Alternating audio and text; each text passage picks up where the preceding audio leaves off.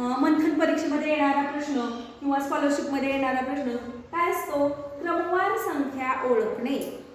अशा संख्या दिलेल्या असतात क्रमवार आणि ह्या संख्यामध्ये मध्येच एक तुम्हाला असा रिकामा चौकोन दिलेला असतो आणि काय सांगतात इथं कोणती संख्या येईल.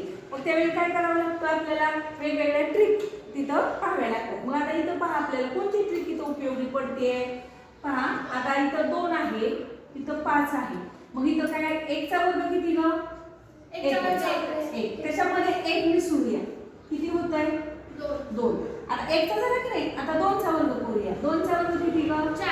4. त्याच्यामध्ये पण 1 मिसळूया. किती झाले? 5. आता 1 चा झाला, 2 चा झाला. आता कितीचा वर्ग करायचा? 10. कितीचा वर्ग करायचा? 3 चा. 3 चा वर्ग किती? 3 3 9. त्याच्यामध्ये पण 1 मिसळायचं. किती झाले? 10. आता 3 चा वर्ग करून झाला. आता पुढे क्रमाने कितीचा करायचा वर्ग? 4 चा वर्ग किती? 16. 16 मध्ये किती मिसळायचे? 1. किती झाले? 17.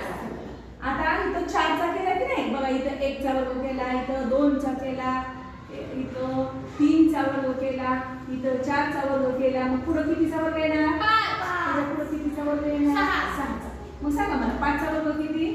25. आधी किती करू? 1. किती झाले? 26. त्यानंतर पुढे पण करूया. म्हणजे हे बरोबर आहे का आपल्या पाण्यासाठी शेवटपर्यंत करायचंय पौर्णिमा. मग इथं 5 चा झालाय तर 6 चा वर्ग किती?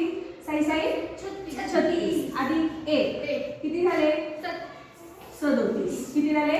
37. म्हणजे आले तिथं 37. पहा इथं 2 आहेत, इथं 2 आले का? आहे बरोबर. इथं 5 आहे, तिथं 5 आले बरोबर.